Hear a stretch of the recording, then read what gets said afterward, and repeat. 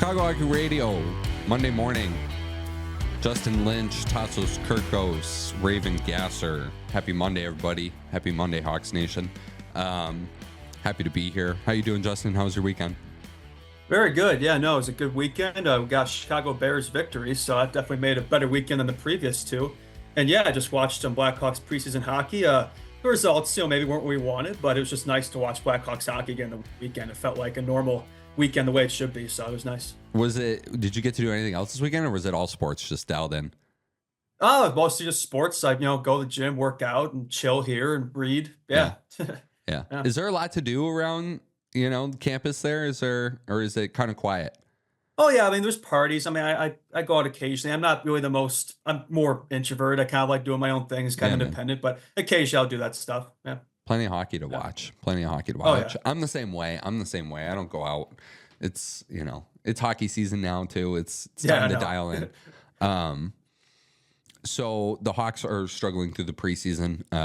It's not been there on the score sheet. It hasn't been there on coming out of the winning side of any of these games. But I definitely think there's still some things to take away from what's been going Yeah, on. sure. Of course. And I know you definitely have some thoughts too. I'll kind of let you get into it. I think we should probably start with Friday, and then get to Saturday, obviously. But they get shut out on Friday night. It was a young lineup. You got to give them credit for even just like sticking in the game as long as they did. Detroit dressed a pretty veteran lineup. But your thoughts Friday? Yeah, as you said, very prospect heavy lineup, so I wasn't really expecting much going in that game. I think I predicted a 5-2 loss.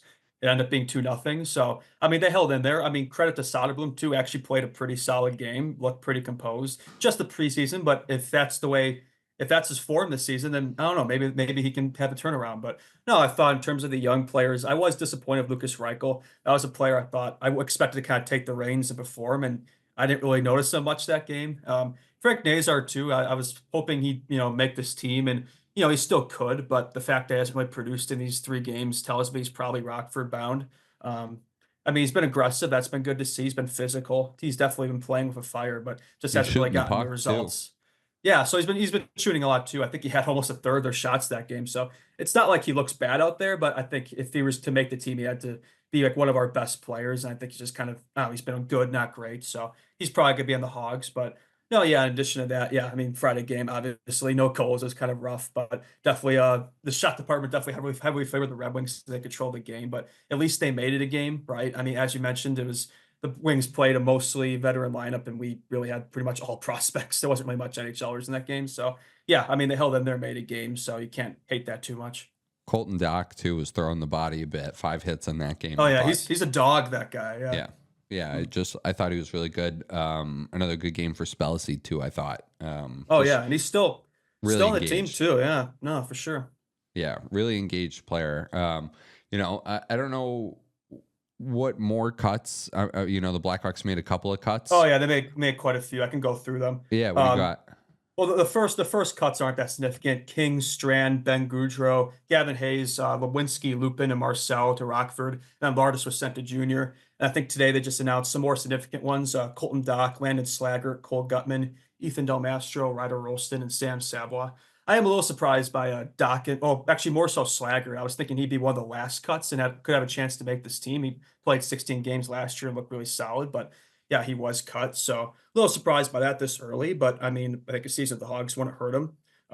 But yeah, I mean, some significant ones there. I know Doc was expecting to kind of compete for a spot in this team, but as I mentioned, like there's so much of a logjam of forwards. I didn't think he really had a chance. And yeah, this kind of confirms it. So I think another season the Ice Hogs would benefit him. Maybe next year those two can make the jump. But yeah, other than that, Del Mastro played a couple games last year, but maybe thought he'd compete for a spot for that 7th D, but there's just so much options there. But I think another season of the Ice Hogs would benefit him after one first pro season last year. So not really surprised by that either. But yeah, I think the camp roster is now 35, so we're getting there. I think, yeah. No, it is at 35. I was just confirming what you were saying. Go on, brother. Were you middle of thought or no?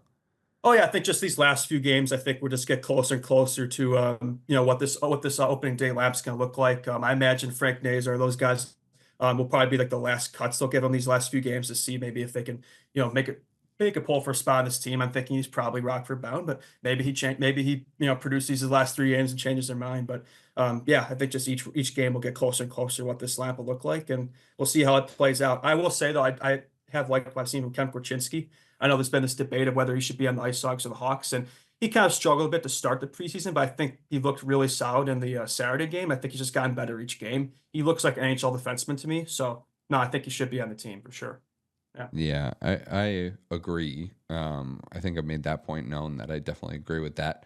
Yeah, the roster is now at 35, and that includes 5 goaltenders left on the team. So you're automatically cutting it down to 30, or 32 at least, because you kind of know who the 2 goaltenders are probably going to be opening day. It looks like Brossoit is tracking better than we might have thought originally, even. But 19 forwards, 11 defensemen. We've talked about the competition for defense too, and the spot there. Spellacy, I mean, I would love to even just spend another minute or two on this kid, because you're probably gonna, you're probably gonna carry how many forwards? 14, right? Yeah, probably. Yeah, 2 scratches. Yeah. Yeah, like that's so you're five guys away from making the Blackhawks right now. Yeah. I mean, I think he's going to go back to juniors, but I just think the fact that he's going to be one of the last cuts does speak a lot of volumes. Yeah, it shows you how much they've impressed the Hawks, and maybe he could be on this team sooner than we think. It's not going to be this year, but I mean, maybe, I don't know. You don't think they give him a game even? Nah, I just think they want to get him back to juniors, I think, but I think giving him these extra preseason games doesn't hurt. Yeah. Yeah, I want to look up their current training camp roster now without a lot of the guys. I expected, maybe I would have expected Doc to stick around a little longer at this point. I agree with that. I thought he'd be one of the last cuts of Slaggert. Those 2 kind of surprised me. Yeah, Slaggert, I mean, I guess they just really don't think he's ready for it.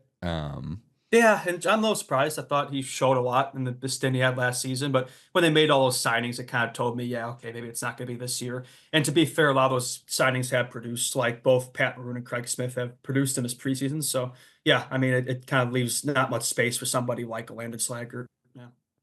Yeah, I'm trying to look up the guys that are active now. I mean, I guess we kind of know who they are, but yeah, I haven't really liked Reichel's game a lot. Yeah, I mean, he only played the 1 game, to be fair, and it was kind of he didn't really have much line mates, but I mean, the next game you expect him to be like in the top 6 with somebody like a Taylor Hall or Phil Kurashev, I would expect. So, I mean, if those guys, you want to see him produce, because there's really no, like we've said it many times, there's no excuses this series, got to show more. So, yeah. Yeah, it's really interesting where this is going to go. I mean, I would love to see Spellacy get a game. I know you don't think he will, but you never know. I just think it's a bit early. I don't know. I mean, maybe a game doesn't hurt, but I'd be very surprised. He's a different kind of player, though. Like, he's very physically engaged. He's not very fast. Like, he's not a skill guy. I mean, I'm sure he's got a little bit of skill to his game for sure. He's not, he doesn't have bricks for hands, but yeah, I think there is definitely going to be a chance there for him to, maybe get a game. He's right there. I mean, you're 5 guys away, and I think, you're probably in a better position right now than some players that probably should be full-time NHLers. Like, I think he's probably a bit better than a guy like Ryan Donato at this point, and some of these other players. I know Pat Maroon scored the other night, but give the kid a game. Give him 1 game. That's fair. All right. I won't argue against it, but yeah, I just don't think it's going to happen. We're trying to stir I'm trying to stir the pot a little bit. Sure. Yeah.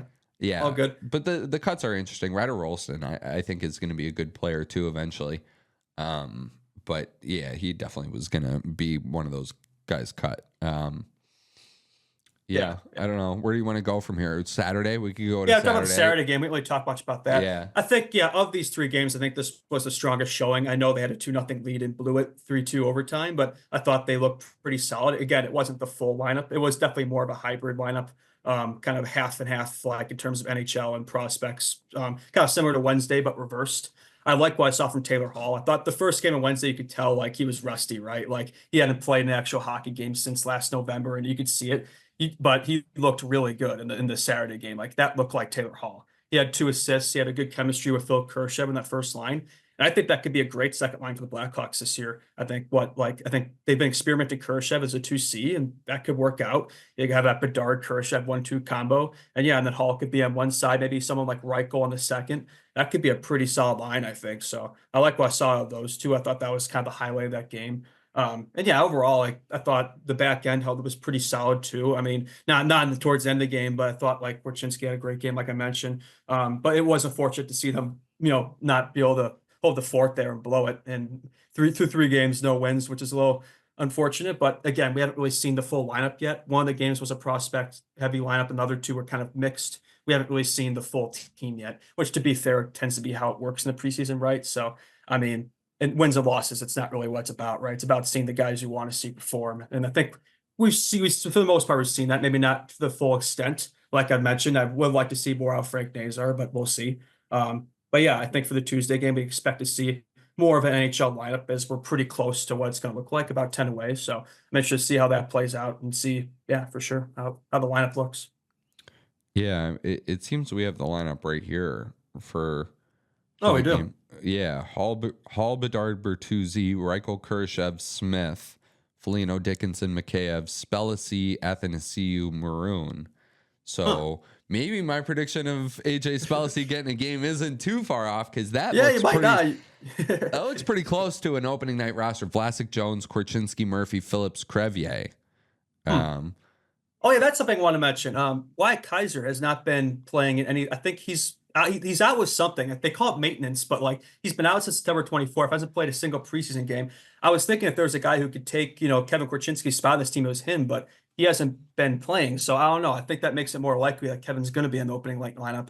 And yeah, I think it makes that 7th D position a little more interesting. Like, who's going to take that last spot? Is it going to be Isaac Phillips? Is it going to be Louis Crevier? I like what I've seen from Louis Crevier. I think he's been pretty solid back there. So I like what I saw from out in his stint last year too. So yeah, I think probably one of those two, unless Kaiser comes back. But I think, yeah, that 7D spot, it'll be interesting to see how that plays out. Yeah. Yeah, I think it will too. I'd almost lean giving it to a guy like Isaac Phillips, especially if he's, if they're all the same. Like, I would go with Phillips. He's got a good amount of experience with the Hawks too. Yeah, 2020 draft pick. I mean, that would make sense. The timeline would make sense for him. Yeah. Yeah. You said Hall was on the first line? Let me go back to it. Yeah, that was per Hall, Charlie Bedard, Bertuzzi? Rue. By the way, I just want to give him credit. Yeah, Hall was on the first line with Bedard and Bertuzzi. Okay. On the left, and Bertuzzi's on the right, which I think is what you want. Like, that is honestly what I think is going to work, just because, Bedard's the righty, and, you have Hall on the left wing, and then Bertuzzi can mix it up on the right side. I think that's, I think that's the way you want to do it for sure. Yeah, I was thinking it'd be Bertuzzi, Bedard, Tavo, but that works too. I mean, Taylor Hall is the player that we think he can be this year. If he really shows some of his past self and he's at full health, which it looks like he will be, like, yeah, I mean, he could put up 60, 70 points this season. I don't think that's out of question. So yeah, I think Tavo second line, that works. I mean, so that's a good. Yeah. I think he's the guy, like the one guy missing from this lineup that. Okay. But that's why Craig Smith is on the second line with Kurashev and Reichel. Yeah, because obviously he's not good. Yeah. Yeah, and I think Smith would then be bumped down to the Maroon spot, fourth line right wing, and then Maroon's probably your 13th guy. Yeah, that makes sense. Which means, sure. Spellacy, I guess, has the inside track right now to a spot. So we'll see about that. I think they just want to give him more games, which makes sense. I mean, I think he's impressed them so much. It's like, why not just see what he can do through the rest of his preseason, right? Goalies are going to be Comesso and Soderblom too. So okay, good. The AHL guys. Yeah, we haven't seen Comesso yet. It'll be interesting to see what he does. Yeah. Yeah, it will be. Cini and Sanford placed on waivers. Do you think anybody gets claimed? I was talking about this. I don't think either of those guys are gonna. Yeah, no. I was talking about it on the morning show. Nobody's gotten claimed through like the last, however many days of guys getting placed off waivers or placed on waivers. There hasn't really been any significant ones, have there? There's been a couple, like, I don't know, Ethan Frank out of Washington is a really intriguing player to me. Grigory Denisenko out of Vegas, I know, is a former first rounder at least, though, on waivers. There were a couple of guys that I was surprised. Martin Ferk in Calgary, he could have gone back to Europe for another season. He spent last year in Switzerland, and the guy's shot is unbelievable, and I think he could score goals in the NHL level. And Yeah, I don't know. But nobody of significance yet. Obviously, I think like by the end of this week, that story will probably change. But um, yeah, I don't know. We'll see. We'll see. What do you want to see out of tomorrow's game? Yeah, I think just see more of that top line, right? I mean, Paul Bedard, Bertuzzi, I think that's got a lot of intrigue. I want to see that line cook. But even more of that, I think that second line, Kurashev, Reichel, I want to see those two have some chemistry with each other. I think that's what they wanted to see last year. It never really played out, but they worked. Kurashev ended up being so good. He played with Betsy most of the year, so they didn't really need to. But they experimented Reichel with those two at points, and it just never really played out in the long term. But I'd like to see Reichel kind of build some chemistry with Kurashev. I think that could be a good duo in the second line with Tavo. I know Tavo's not going to play in the game tomorrow, but I think that could be a good second line once once the season gets going. I think either Tavo or Kurashev is the 2C. And yeah, then Reichel there as well. I think that could be a good second line. And then, yeah, as you mentioned, I like that first line. And yeah, no, I think on defense, see what the D pairs look like. I don't know if we went through that actually. Yeah, I did read it, but I'll read it again. Okay, my bad. No, you're good. Vlasic, Jones, Korchinski, Murphy, Oh, Phillips, Crevier. so Vlasic and Jones are back together. Yeah. Interesting. I like that. That's the way it should be. I Yeah. mean, they were pretty I mean, Jones was pretty brutal in the Wednesday game without Vlasic. So I think having those two together, that's the way it should be. I know Lee made some points for why I thought it made sense to split them apart, but I just nah. I think that was such a good deep pair last year. You got to keep them together. It just makes sense. Yeah, no, I think that's the right call. Yeah, I think Phillips, Crevier are probably like, on the outside, and then you're probably going to stick Martinez, Brody in there as your third pair. Yeah, Ideally, if yeah. you were to keep something like that together. Yeah, I want to see. How do you feel about Matthias Samuelsson in Buffalo? How do I feel about him? Yeah, how do you feel about him as a hockey player? Do you feel I any think, sort of way about him, in his I mean, I development think a little bit? Because he came in crashing and banging and, was pretty good. He didn't really score a lot, but that wasn't really his thing. And then Buffalo gave him this contract and, like he had some injuries and things like that. But even still, it's like, it's going to be really interesting to see how a big X factor for me for Buffalo this season, who I'm just like all over, is how Matthias Samuelsson plays. I mean, they have a lot that's of fair. left shot defensemen. But if you have Power, Dahlin, Byram, and Matthias Samuelsson at their best, That could be a pretty solid top four there, man. that could be the best defense in the Atlantic Division. In theory, I know Florida, but like Potential wise, yeah. yeah, and I know there's like Hedman and all that, but Boston, I guess, has Lindholm, McAvoy, and Carlo, but I don't know. I think that could be the best you have. So, what do you think about Matthias Samuelsson? Yeah, I mean, I think he's got some solid potential. I mean, he could be kind of an Alex Vlasic type, solid defensive defenseman. We'll see. I mean, I think he hasn't really he's been up and down, I think, from what we've seen of him so far, hasn't really established himself yet. But I think if he could, plenty of good defensemen there to play with and pair him with. I think he could definitely show the potential if you give him the chance. So, and if that works out, I mean, that's great for Buffalo. I mean, that's exactly what they need. That top four defense that could finally get them back in the playoffs. So yeah, that'll be interesting to follow. It was funny because like I was going to tie it into Vlasic.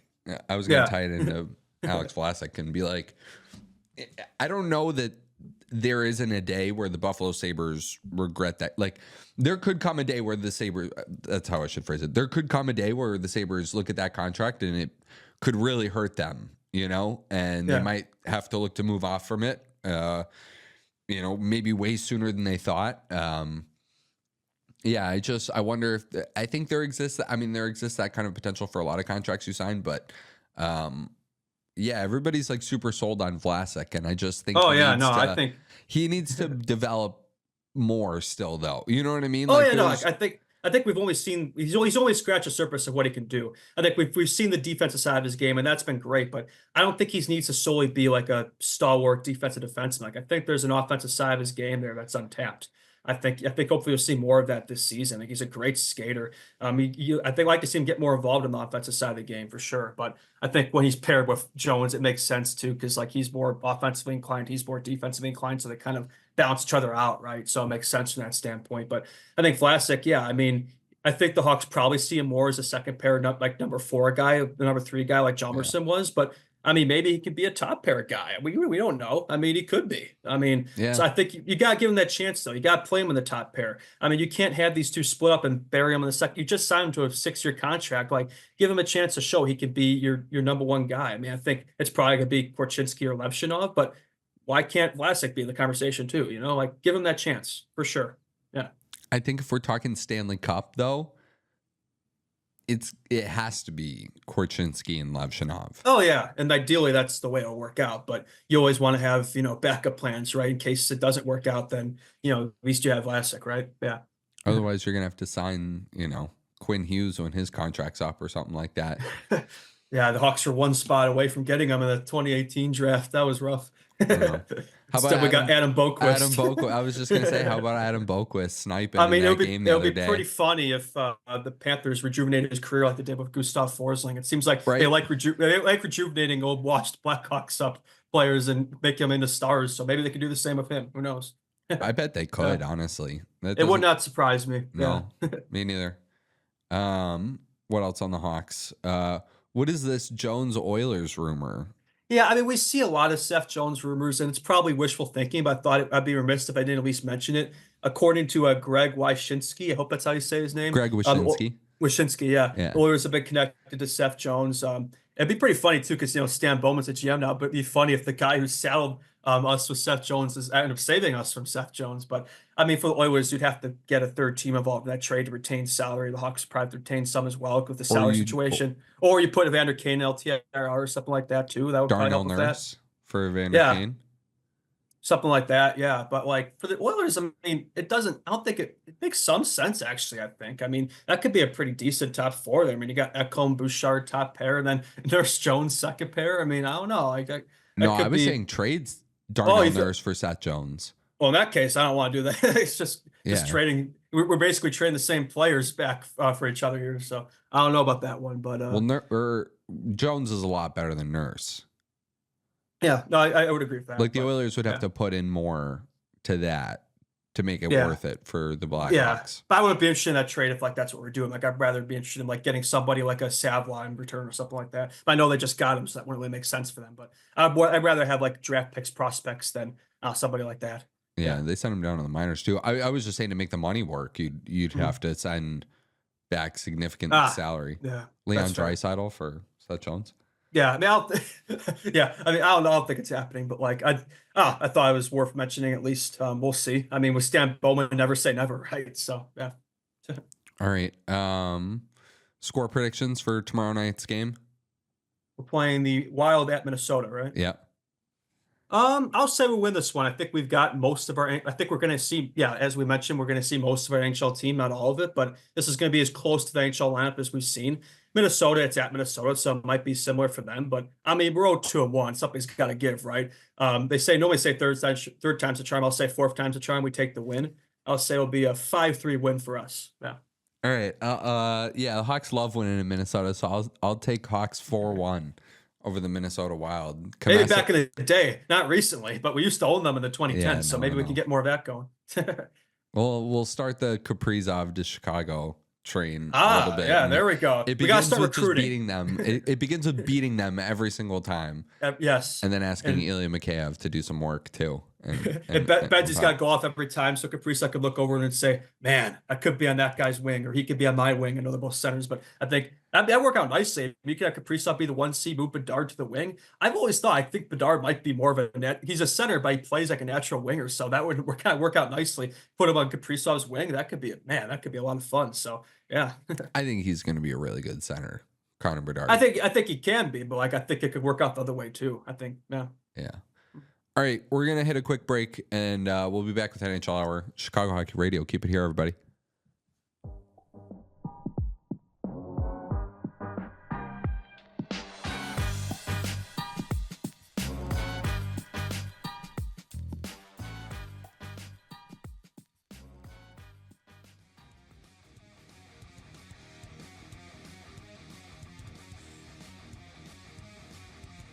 All right, NHL Hour, Chicago Hockey Radio, Justin Lynch, Tassos Kirkos, Raven Gasser, back at it with you guys.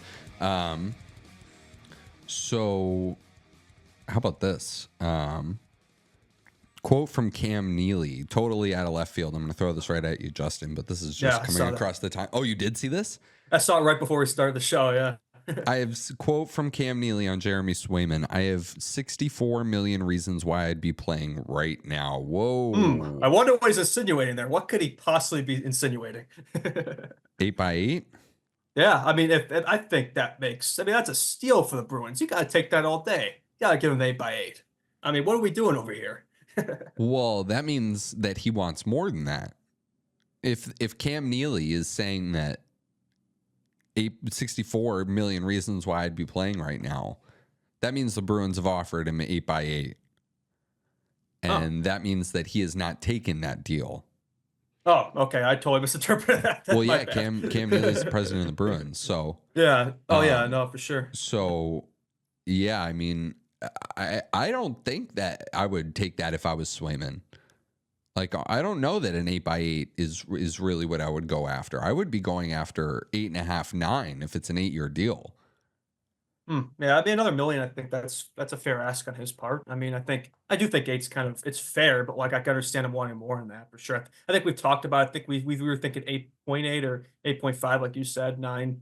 So I think they're closer now. I think before they weren't even in that ballpark, but now they're at least within range, within a million or so. So yeah, we'll see. But it sounds like he might not even. This situation might go on for a bit, right? This is one of the messiest situations in the right? NHL, right? Like we were joking about it, but it sounds like he might not even start the season. It sounds like the Bruins might be stuck with Korpisalo. I don't think he's gonna start the season. If that's the case, yeah, I mean, this situation's fucked, man. Yeah, I mean, this has really gotten out of hand. Yeah, and that's on them. They're letting this get out of hand. I mean, I think you want to satisfy your young goaltender. I think giving him another million, like, okay, who cares? Just give it to him. Like, let's get this dealt with and let's get our season going. Like, this. What do you think this Shesterkin contract is going to be whenever it gets done? Probably what, like 11, 12, maybe. I mean, that's unreal. It's a lot for a goaltender, but like it's Igor Shesterkin. I don't know. I mean, if Bobrovsky's making 10.5, he's probably going to ask for more than that, right? So, yeah, I think it probably could be in that range. Yeah. Wow, that's going to be insane. Yeah, for sure. But New York this could influence that too. I mean, how much he makes. I mean, for sure. If it's closer to 9 than 8, that could definitely impact it. Yeah. Yeah, because if Swayman were to take 8x8, then there's the Rangers. I mean, I don't think the Rangers are in the market to hardball Igor Shesterkin. I mean, they do have the benefit of offering him that extra 8th year, where if he were to hit UFA, they would only be able to offer him 7. And that year is going to be at an insane number, right? Whatever it is. But if Swayman were to sign an 8x8, the Rangers could go to Shesterkin and be like, oh, here's 10.5, just like Sergei Bobrovsky, right? Yeah, that's a good point. Yeah. Like there were years where that Bobrovsky contract looked like it was gonna pretty demolish the Panthers franchise. And now it's not looking so bad, right? Yeah, right. After the fortune put the Stanley Cup, like you win a Stanley Cup, doesn't matter what the contract is, right? Yeah. Oh no, I mean I'm sure the Panthers are now happy to pay out the rest of that deal. But I agree. Before that contract was looking pretty. Yeah, and Bobrovsky wasn't really playing the way he was now too. So no, I mean goaltending is so finicky. Sometimes is the Aiden Hills of the world that get the job done some years, and the Antoniemmis and the every year it's different. Yeah, for sure. So and then sometimes it is the year with like the Carey Price, even though I know he never won, or like that really dominant. Jonathan Quick 2012 is one that always comes to mind. Like he literally won the Kings that cup. Yeah, I mean that. Yeah, but yeah, 2010 the Hawks had like. They didn't really have a starting goaltender. They had 2 backups, Chris Spall-Huet and Antoniemi, but that was good enough. That team was so good, it didn't really matter. Yeah. Yeah, and then the Flyers too that year too. That's true. Yeah, Michael Leighton, Brian Boucher. Who was the other one? There was like a third one. Yeah, I don't remember. What was Ray Emery? Michael Leighton. You said Michael Leighton. Ray Emery was the other guy. Yeah. Oh yeah. Yeah. Yeah. Rest in peace, Ray Emery. Yeah. Rest in peace. Hawks legend. Yeah, for real. Stanley Cup champion. So yeah, you want to talk about Laine? That was. I don't know. I talked about it on the morning show, so I'll let you go after it. But that sucks. Well, you just got to feel for him first and foremost. I mean, this is a guy who's trying to, resurrect his career in a new location, third time's a charm in Montreal. And there's a lot of excitement going around this. I mean, I know Habs fans are really excited to see him there. And I think it would have made their season a lot more interesting. I was thinking they could be quite a bit better than people thought this year, but with this line of injury, it kind of takes a lot of the wind out of their sails. I mean, that team just has no luck of injuries. I mean, last year it was Kirby Dach, and this year it's Patrick Laine, and then Ryan Bacher was injured as well. But yeah, in terms of the play, I mean, it's I feel like I keep changing my mind every time I look at it. Like to me, I mean, I don't know if it was intentional per se, but I don't know. I think it wasn't really necessary from Cedric Pear. I think that's his name. Cedric Perret. Cedric Perret, whatever.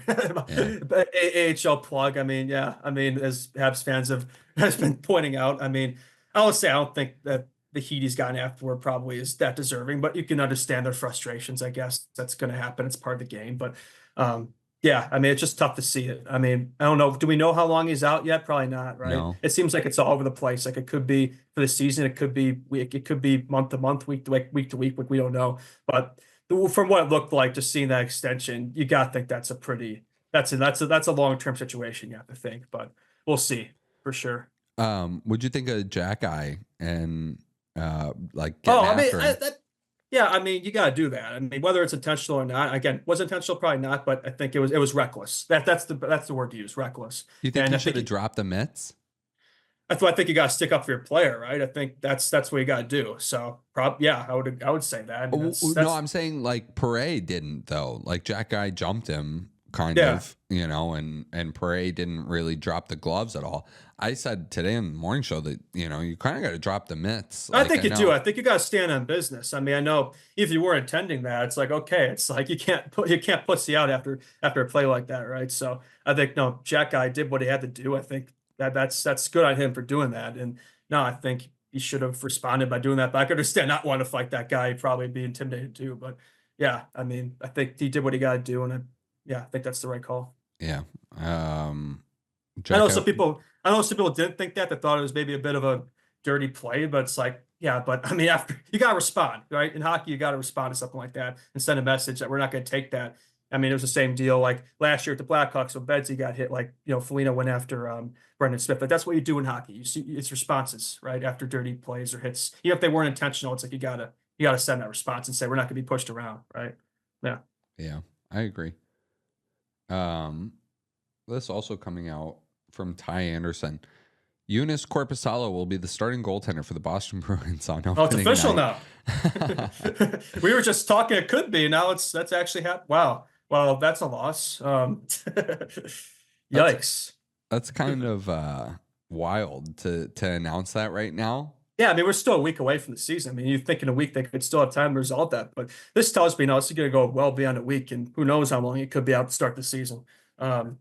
And that just makes the Bruins a lot more stress in their season because I know some people have them kind of falling back this year. And if the situation stays unresolved for as long as it could, that could definitely lead credence to that. Yeah, I mean, they need Swayman. I think you'll see that. Blues have also signed Nikita Alexandrov to a 1-year deal worth $775K. So now Swayman is officially the only RFA left on the board right now. Wow. Everybody else is signed. That's Wow. of 2 hours ago. So, I like how the NHL hour is just like token Swayman talk. Now it's like every episode. It's like what the new news is with Jeremy Swayman. well, I mean, it is Yeah. the biggest story right now. No, Like, I know. mean, I agree. Yeah. It's crazy what it is looking like. Like, I can't be, I can't Yeah. be No, that's wild. not talking about. I mean, this is absurd, especially with the stuff that's coming out. And I bet Swayman's camp says something back to him too. Now that, Yes. that Cam Neely's put this out there. Let's see. What's 8? We're looking more for 72 million reasons to sign him. Yeah. If they're saying 64, we'll say 72 million. 8 by 9. Yeah. Yeah. That's probably what that's what if I were them, that's what I'd say. It's the same response, just 72 million instead of 64. Michkov is disgusting. Oh, this guy. Yeah, I mean, I think he's got to be the Calder favorite, right? I mean, if there was any doubt, he's got to be the guy. This guy is absolutely nasty. How the hell he dropped a 7 in the 2023 draft? That needs to be studied in universities because I think he's going to make every single team except the Blackhawks who passed up on him regret that. So, and yeah, I think he's going to be a lot of fun to watch this year. He can make the Flyers much more exciting team to watch because I don't know if they were really that fun. Even though they overachieved last season, I don't know how much people were watching Flyers games willingly. They played kind of a style of hockey that wasn't really that entertaining, but you had Michkov, that team, all of a sudden that's must-watch hockey over there. Yeah. So I think that's going to be a fun team. I think Michkov Bedsy, that could be one of the NHL's next big player rivalries. We saw that with Alex Ovechkin and Sidney Crosby, a generational Canadian superstar versus a Russian sensation. Like this could be that next thing. I know they're in different conferences, they don't play each other as much, but maybe that's a potential Stanley Cup final matchup down the road, 2010 rematch, Bedsy versus Michkov. That could be a lot of fun maybe a few years down the line. I think both teams got pretty bright futures. So, but no, I think that's definitely a guy I'll be very excited to watch. He's been lighting up this preseason, and I'm definitely excited to watch him play more for sure. Yeah, Michkov is really good. Did you see the Tortorella quote? I'm trying to find it now so I can see if Raven can pull it. May have. But it was like, he was just saying that like he's not going to limit his creativity and that he really likes what he's doing, and that I think he said like the Fly. He's exactly what the Flyers need, right? Isn't that what he said? Yeah, yeah, it was something like that. And it was a really good quote though, and it shows that. I think the joke around Michkov, like if there was like a meme going around, was like, Torts is not gonna like this, But I think we all assumed it, right? Yeah, but it seems like he seems like he's his number one fan over there these days. I think Torts likes winning. You know what I mean? Like I think he likes winning hockey games, and I think Michkov is gonna help you win hockey games because he can put the puck in the net. That guy could score 40, 50 goals a year easily in his prime. Yeah. Oh yeah. I mean, he'll be winning Richards. Yeah, no question. But yeah, I think he tried the Michigan, and Michkov tried the Michigan. That's fun to say in practice or training camp. And I think Torts is he looked over the Flyers brass and they're all laughing at him, wondering what his reaction would be. But I don't think he really cared. I think he likes his creativity. I think that's the thing with Torts. I think people think he hates that stuff, but it's like, yeah, if it's a skilled player, it's going to help you win. I think he's more than happy to see that. So I think it's a breath of fresh air. And another something on Torts too. I wanted to mention. I know he's had I know he's had Johnny and Matthew Gaudreau's dad helping out like at their practices and stuff in training camp, and I think that's pretty cool that he's doing that. I know Torts sometimes gets a lot of flack, but I've always been a big fan of him. I think he's a great coach. I mean, I know a bit old school. I know sometimes that rubs people the wrong way, but I think it shows like he cares about his players. He cares about the people around him. I think that's just a great call by him, a great move. Probably very therapeutic for Gaudreau's dad just to be out there. I know he's a coach himself and just kind of get his mind off of things. I know it's rough for them, but just being on the hockey rink, that's pretty cool. So definitely a nice testament there by Tortorella having him practice. Did you see Sean Couturier also shed the mitts to that Bruins player? Was Billy Sweezy on the Bruins Sweezy was trying to like mix it up with Michkov, and Couturier was like, you got to go through me first, pal. Yeah, no, that's what you got to do. I mean, you have that star player. I mean, players are going to target him, and so you got to have guys there to, bodyguards protect him for sure. Yeah. Good to see that. Not going to tolerate that. Yeah, I don't think I'm going to find this Torts clip, but it was really good. Yeah, I think Michkov is really good. I'm still so high on the San Jose guys winning the Calder, but I just now the more I think about it, Celebrating or Smith, which one do you think? My heart says Will Smith. My head says Macklin Celebrini. But now what my Celebrini's gonna win the Calder, and Will Smith's gonna walk up on the stage and slap him and take it away from him. That joke would have been hilarious 2 years ago. No, dude, I think that was funny. Yeah, now I'm thinking they're gonna like steal votes from each other in this race, and now it's gonna be like Michkov running away with it. It's his team over there too, right? I mean, he's gonna have every chance in the world there. They're gonna be fighting for spots too in that top six, right? So they'll be, so that kind of goes in his favor too. I think the Flyers are a better team too than the Sharks at this point, so there's that as well. Yeah. And I think like with the Sharks guys, that'll be like one of them will finish third, and then the other one will finish fifth. Okay.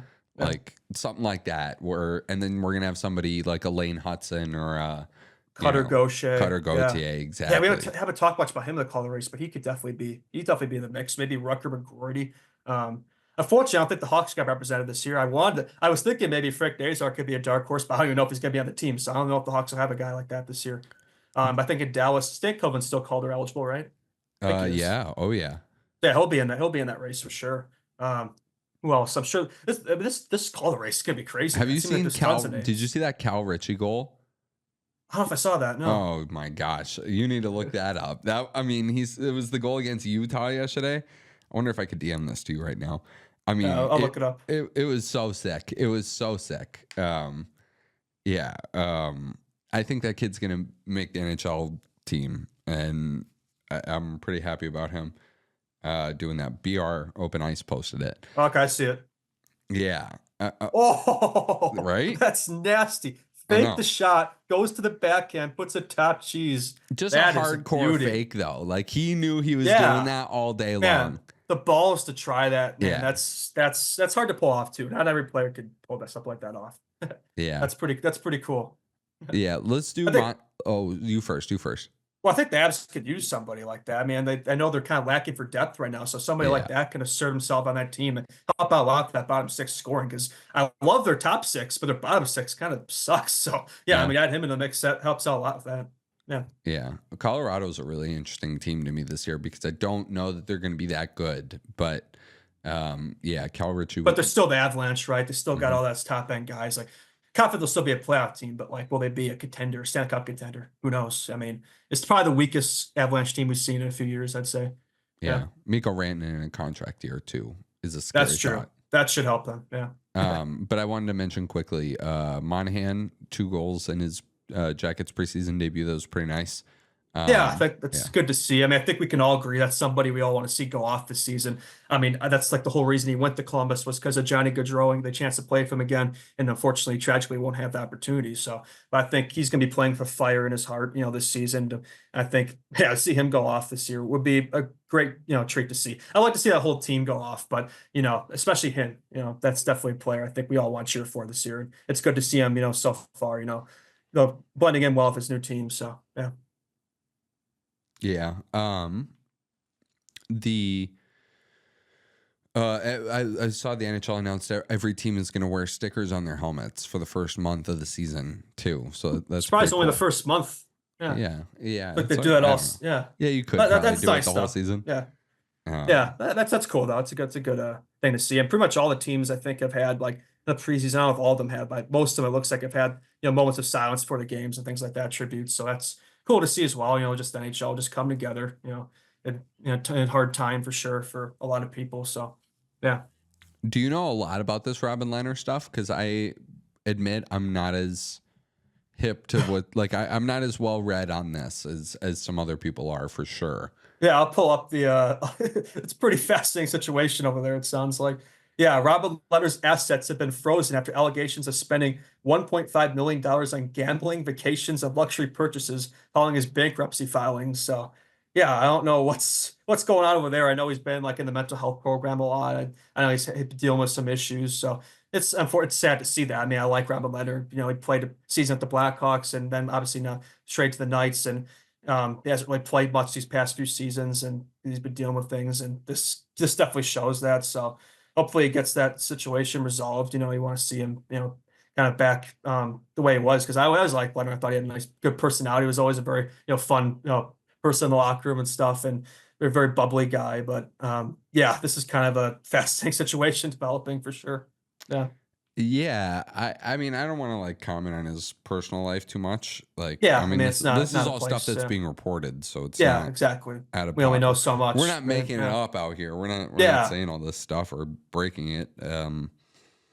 Yeah, and I don't really know what's keeping him out. Is it hip issues that he has, or is it concussion? I think it's a combination of hip and just other things. Like he's been in the substance program, I think, the NHLPA substance program. I think he has. Don't quote me on that. But I know he's been dealing with mental health and stuff. In addition to injuries he's dealt with, kind of like Laine was before, of Columbus. So, yeah, I think he it's hasn't more played in hip-related. years. No, I don't think he's played since 21, 22. It might be longer than that actually. Yeah, it's been a few years. He just got paid. That report, I don't know where it came from either. I saw a puck umpire. Yeah. From Mick Ackers. That's how you say it. Okay. Yeah. Yeah. Yeah. I just you want to be careful, commenting on something like this. But he has been getting paid by the Vegas Golden Knights, from what I understand. They've been not dinged for his cap. which is probably all they care about if you're Bill Foley. But yeah, I don't know. So I mean, I don't know if he's ever going to play in the National Hockey League again at this point. He's probably done. Yeah, I don't know if he can. I think whatever injury it is. I mean, if goalies, it's so fickle, right? I mean, Yeah. if you have a certain injury in the hip area, it's like you can't really play. And I just checked. Yeah, he hasn't played since 21, 22. Yeah. So it's been 3 years. So yeah, I mean, at that point, you're probably screwed, which is sad to see. I always like Lehner. Yeah, that was a big risk when they got him. That was a big. Yeah, I mean, they gave up, Flower. It's like, okay, fair enough. Now you're the guy, and then that didn't work out either. But long run, it worked out pretty okay, right? I mean, Aiden Hill Yeah. came in, and that was pretty. That worked out okay. They won a Stanley Cup, so. But yeah, What do you think about Thatcher Demko and the like the fact that this injury, the word going around this injury is the fact that it's going to have to be something that he learns to play through. yeah, that's not something you want to hear, right? I mean, that just tells you, like, is he going to be the same goaltender? Is this going to kind of hurt his performance? Where it's like it makes it harder for him to play the game and the way he can. So, I mean, it's weird though. It's like just the nature of this injury he's dealing with, just the lack of information. It's wild to me. It's like it seems like there's no real fix for it. Just has to deal with it, and that's pretty rough. So we'll see. I mean, is it going to be the same goaltender? That's kind of the question. I think that's all on all of our minds. Yeah. The closer we get to training camp with all this stuff kind of coming into picture with a lot of these teams, the more I think Vancouver is going to take a New Jersey like step back after I think so. After a dominant playoff performance and dominant regular season. Yeah, I think they're going to probably take a step back with the Demko injury and Elias Pettersson not playing as well in the playoffs as he probably would have liked, and I know all of Vancouver would have liked. You're asking JT Miller to be incredible again like that. JT Miller is really good, but to do what he did last year, and he's done it a couple of years now. I'm not trying to but he's on the wrong side of 30 at this point, and but he's not like old by any means. But you're practically asking Quinn Hughes to drag everybody into the playoffs, and I just don't know that he can do that outside of scoring 110 points this season from the back end, which I think is not going to happen. It's a tough ask. I mean, that was the Devils' problem last season. Like everything else, their roster was fine, the defense and forwards, but their goaltending sucked, and that's kind of why they lost a lot of their games. I think they're up there in terms of goals for, but they just couldn't keep the puck out of their net. And that could be similar in Vancouver. I mean, with Demko out, I mean that goaltending could be pretty rough there. I mean, you're asking a lot of Artur Shilov as a starter, and that's just not a starter. I think he's more of a backup. So I mean, if Demko's even in the lap and not himself, that could be rough, but. I think the saving grace for the Canucks is the fact that Pacific Division sucks. I mean, compared to the Metro, so I think that could be what keeps them in it. I think they're still a top 3 team for that reason. I just don't know who passes them in that division. And I mean, but with 5 teams making the Central, that can make their case a lot more difficult because I do think there'll be 5 teams in the Central. So, but no, I think that division's bad enough where it's like I still think they're a playoff team, just about probably more closer to wild card than a division winner this season. But I think they'll still be good enough. Yeah. All right. What else you got? Anything? Any strong opinions anywhere? What are you looking forward to now? Well, I mean, we're only 1 week away from the regular season, so I'm looking forward to that. But less than 1 week, I think, with some of those earlier games. But no, I'm just excited to get this hockey going again. I think this week, we'll see more NHL lineups, versus some of these prospect-heavy lineups we've seen with all teams, not just the Blackhawks. So looking forward to seeing that. Looking forward to see what the final rosters look like. See if some of these guys who've been, looking at like if they're going to make the teams or not, if what they'll be on the team, and those kind of situations. So looking forward to following that. And just the start of the season, we're so close. We can feel it. We're almost there. So definitely very excited for that. I think we're all very starved for hockey. I think we can all agree on that. Speaking of starved for hockey, did you see this Utah thing? So the Utah Hockey Club have announced their concession prices for the season. Oh boy. Okay. I'll just read it to you because I don't want to make you guess this, but they are among the lowest in the NHL. A bottle of water is $2.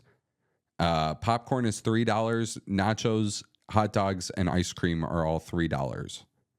Wow, they're cheap. I was thinking it'd be high for some reason. No. Wow. That's unbelievable. For $20, you could be a king at a Utah Hockey Club game this year. Yeah, that's great for them. I mean, I know the United Center. Yeah, I mean, if you want to get food there, yeah, you're going to be spending a lot of money in concession stands in Chicago. So I like what they got going over there. Speaking That's of, pretty cool. yeah, that's interesting. Yeah. What were you gonna say?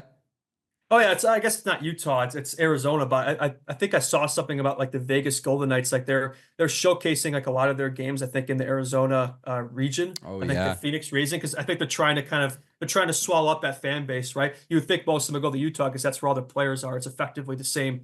It's effectively the same team, even though it's a different franchise. So you think that's where most of the fans would go, but for those of them who felt like they don't want to go to Utah because they feel betrayed, maybe these Vegas, maybe they could take some of those fans away. So I mean, you gotta give them credit for that. I think it's a smart business move. I think Vegas has definitely been. I mean, the way they run that organization, you gotta give them credit. I mean, I know we all like to hate on Vegas. I love to hate on Vegas, but it's pretty brilliant what they've done over there. If they can increase that fan base even more by getting in some of these Arizona fans, yeah, we'll see if that works out for them. Yeah. This may be a bad take, but I don't think Arizona ever gets an NHL franchise again. I think Never. Maruello Yeah. never. I Yeah. think Maruello screwed it up so bad that if Vegas goes in there and steals even 20% of the fan base, it's game over. It's done. It's not happening. There would be no reason to spend that amount of money, taxpayer money, unless someone was coming in to like do it all himself, or like a really big group was coming in to do it. I don't know that it's gonna ever happen again. I think there are other places that the NHL would rather try. Like Atlanta, like fair. Houston, like, I mean, I bang the table hard for Quebec City to get another team again, even though I know that'll never happen either. Yeah. The Blackhawks have been playing, I know they have won this preseason game in Milwaukee, it's like a neutral game. So I know that's a kind of a market they've been kind of experimenting with. I think that could work out well as well. Or another team in Toronto too. That could. How do you feel about that? Like the Milwaukee one? Like, I know this isn't Hawks Hour, but like, is it too close to the Blackhawks? That's the thing, right? I mean, I think a lot of Wisconsin fans are Blackhawks fans anyway, right? So that's the thing. Like, would it take some away?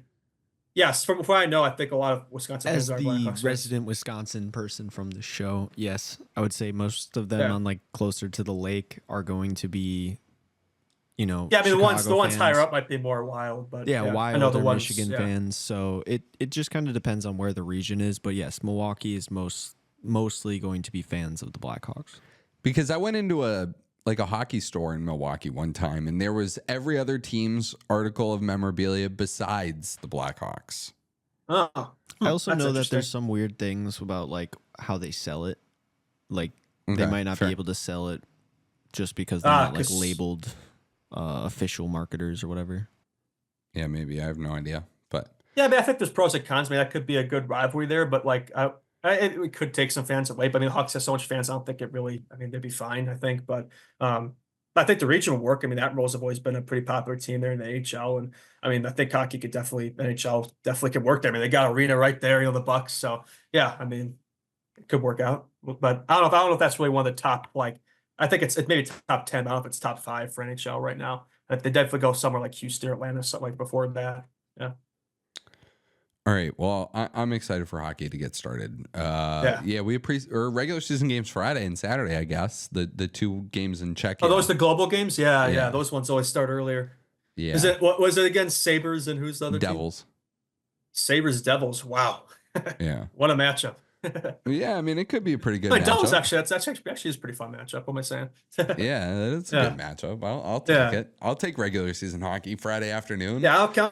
Who's playing? Just give us hockey back. Yeah. All right. That's gonna do it for the show. Keep in mind, everybody, just want to put this out there too. The show will be longer once the season gets underway, but we're on. There's only so much preseason nonsense to talk about. But we can only chew the bark on this preseason stuff for so long before needing to move on. But yeah, so we're all really excited around here for the regular season to start. Jam-packed hockey schedule. Good Morning Hockey, listen to that. Foreign Blues, listen to that tomorrow morning. We'll be back Wednesday. Lee will be back in studio for that. And we'll gather again and have another Hawks preseason game under our belt. Nice. See everybody Wednesday. Peace out. Yep. See you.